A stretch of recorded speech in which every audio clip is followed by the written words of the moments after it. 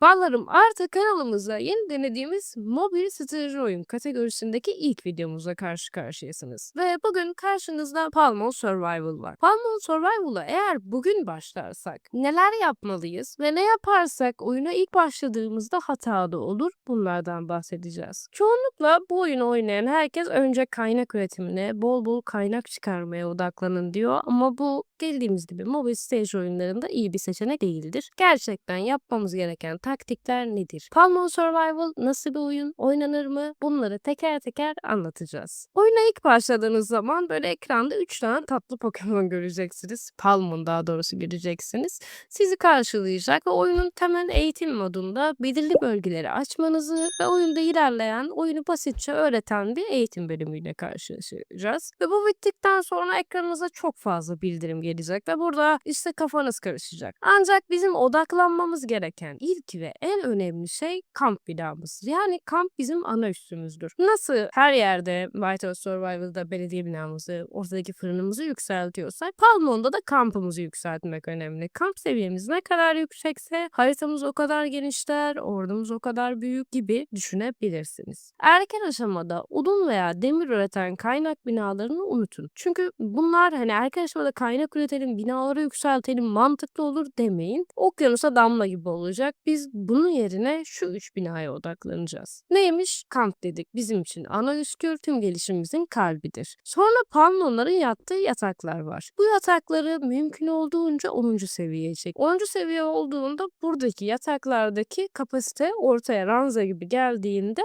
ikiye katlanıyor. Böylece yorgun çalışanlar ve üretim yapamayan palmonlarla ilgili sorunumuzu tamamen yok etmiş olacağız. Ve en önemli diğer konu.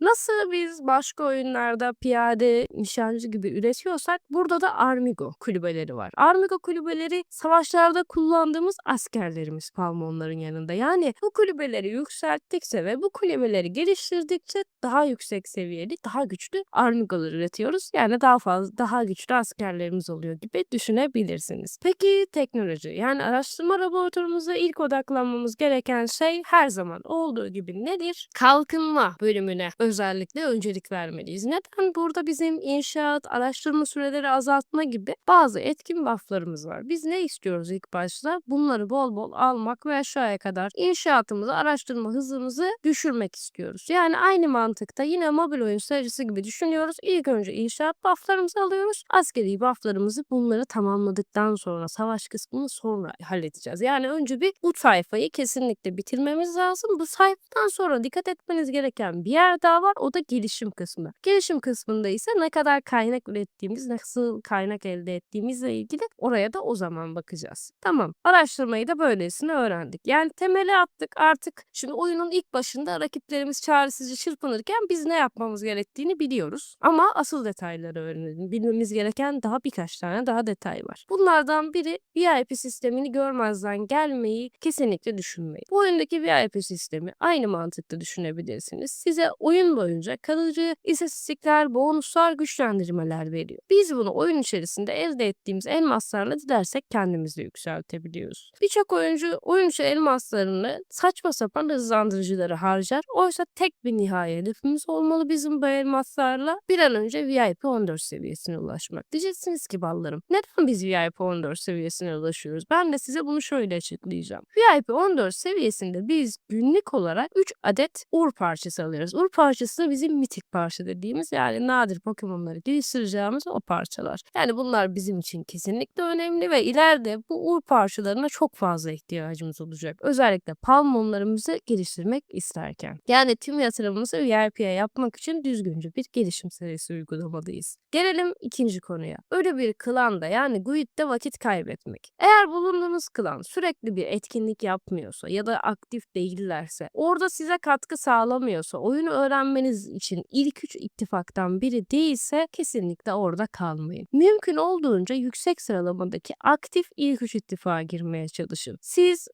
rally yapan, yine seferberlik açan, tapınakları ele geçiremeyen bir klanda kaldığınızda kendinizi eksiye getirirsiniz. Yani kendi eyaletinize söz sahibi olmak istiyorsanız aktifliğin zirve yaptığı bir ekibin parçası olmanız gerekiyor. Bu mobil strateji oyunlarının genel kuralıdır. Şimdi Şimdi Palmon dediğimiz şey hem üstünüze çalışan yardımcılarınız hem de askerlerinizi savaşa götüren komutanlarınızdır. Oyunun başında yapılan en ölümcül hata elinize geçen her Palmon'a seviye atlatmaktır. Bakın sadece 5 karaktere odaklanacağız ve oyunun başında bunu kesinlikle bilmemiz gerekiyor. Kurmamız gereken o yenilmez ekipten sizlere bahsedeyim basitçe yapmamız gereken. Ninjup zaten ön safta bizim hasar hemen tankımız olacak ve elde etmemize, geliştirmemiz oldukça basittir. Yani ne yapıyoruz? Bir tane Ninjup'umuz kesin olacak ve bu Ninjup'u açarak onu geliştireceğiz ve yavaş yavaş aynı Molly mantığında belki düşünebiliriz Ninjup'u. Gelişmesine izin vereceğiz. Onun bulduğumuz parçalarıyla biz bunu geliştireceğiz. Daha sonrasında oyunda yine haritadan bulabildiğimiz bir elektrik Pokemon'u var. Monkler diye. Bu Pokemon bir destek Pokemon'udur. Genellikle klanınız tapınakları ele geçirdiğinde rahatla yakalayabileceğiniz harika bir destek Pokemon'u olacak. Arka safta bizim için müthiş bir Pokemon. Ben de sürekli Pokemon diyorum Palmon demek yerine. Bu biraz zor olacak. Bunu deneyeceğim. Hofritlere gelelim. Haritada rastgele bulup o ordunuza katabileceğiniz, Ninjup'un yanına koyabileceğimiz bir Palmon kendisi. Hofrip'in olayı ise yine tank olacak. Ninjup'un yanında kaya gibi bir şekilde ön hattımızı yenilmez hale getirecek. Yani Hofrip bizim için kesinlikle vazgeçilmez ikinci tankımız. Luxadia'dan bahsediyorum. Luxadia aslında temelde bir VIP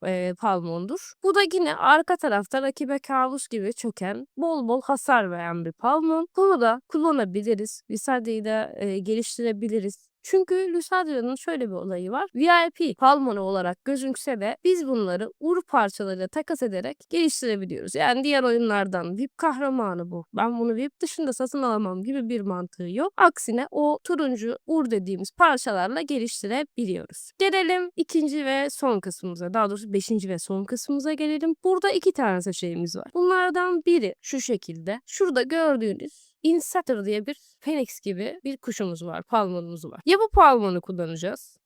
Bize ekstra istihbarat görevleri sağlayacak ve gelişimimizi hızlandıracak. Ya da Mirdome'yi kullanabiliriz. Mirdome'nin de şöyle bir olayı var. Kendisi de hem bize mucize yaratıcı yeteneğiyle birlikte Zorboman yani zorba canavarları alt ettiğinde hem fazla ödül veriyor hem de onlarla karşı savaşmakta gerçekten çok güçlü bir üçüncü skill'e sahip. Bu yüzden yani burada ya Inception Phoenix'imizi kullanacağız ya da Mirdame'yi kullanacağız. Böylece ilk 5 kahramanınızı yani ilk 5 palmonunuzu temelde öğrenmiş oldunuz. Hadi şimdi Wengerlimo ile özet. Kaynak binalarını unutun. Tüm gücünüzle kampanızı 10. seviyeye, yataklarınızı araştırma laboratuvarınıza yüklenin. İlk 7 gün bunlar bizim için kesinlikle önemli. Teknoloji rotamızda ilk olarak ne yapıyorduk? İnşaat araştırma hızı veren araştırmalarımızı yapıyorduk. Orada aşağı iniyorduk. Onun yanında büyümeden de yine üretimimizi arttıracak olanlara devam ediyorduk. Savaşı daha ileri sefhalarda teknoloji kısmında yapacağımızı söyledik. Yatırım hedefi elmaslarımızı sağa sola saçma gereken yerlere harcamak yerine VIP seviyemize 14 yapana kadar biriktirmeyi tercih ediyoruz. Elmaslarımızı harcamıyoruz. Odaklanma prensibi aynı anda 20 karaktere değil saydığım 5 elit kahramanı Palmon'u zirveye taşımanız gerekiyor. Yani birden fazla kahramana gereksiz yere XP basmıyoruz, parçalarımızı mahvetmiyoruz. Bunu uyguladığınızda farkı bir hafta içinde göreceksiniz. Eğer bu taktiklerle eyaletinize rüzgar gibi esmeye başladıysanız kanala abone olmayı ve videoları beğenmeyi unutmayın. Çünkü desteğiniz bu serinin kaderini belirleyecek.